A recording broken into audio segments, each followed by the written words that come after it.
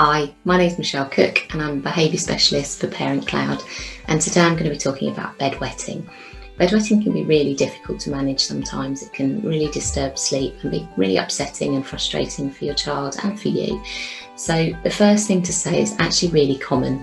1 in 5 4.5-year-olds are still regularly wetting the bed about once a week.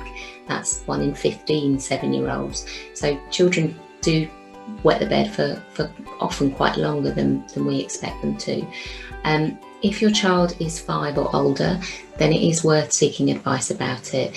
Speak to your school health advisors because they can really support you with that or can signpost you on from that.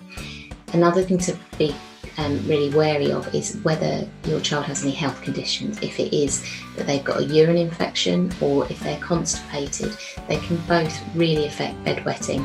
So it's really important that you rule those out first. Once you have kind of ruled those out, then actually it's then thinking about what's going on for your child.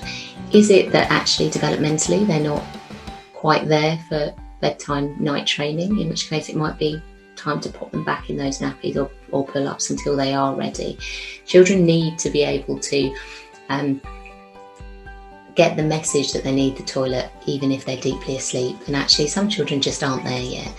It's, as I say, really common that young children particularly don't have that skill much later, even though they might be completely dry in the day.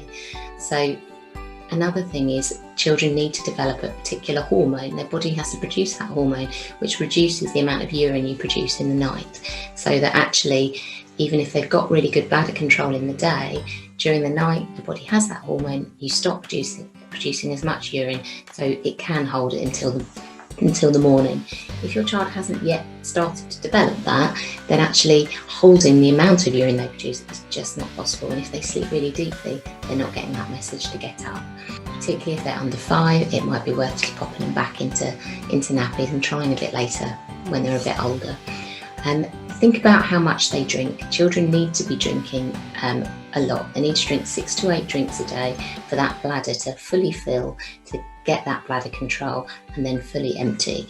If they're not drinking that much, that actually might be partly why bedwetting is a problem, because their bladder is probably not holding enough urine at any point for them to be able to last through the night. It's good that you really encourage that drinking. You can put a bit of a cap on it, so if they have their final drink an hour before bed, that gives them time to empty that bladder. Make sure that they go to the toilet when you go upstairs maybe, and then they do their teeth, they get in their PJs, you read them a book. Just before they go to sleep, pop them back on the toilet to really make sure that bladder's fully empty. Have a think about what they drink as well. Some drinks are irritating to the bladder, so if they are having anything like caffeine, and I don't just mean tea and coffee, also things like chocolate, hot chocolate, can be really irritating. Obviously Coke's got caffeine in it as well, but other drinks, fizzy drinks, can be difficult. Really sugary drinks, things like blackcurrant and orange squash can sometimes even aggravate the bladder, so have a think about what they're drinking. Some other considerations is it can be really tempting to think, oh well, what I'll do before I go to bed, I'll just pick them up, take them into the toilet, get them to have a wee and put them back in, and then they're more likely to last through the night.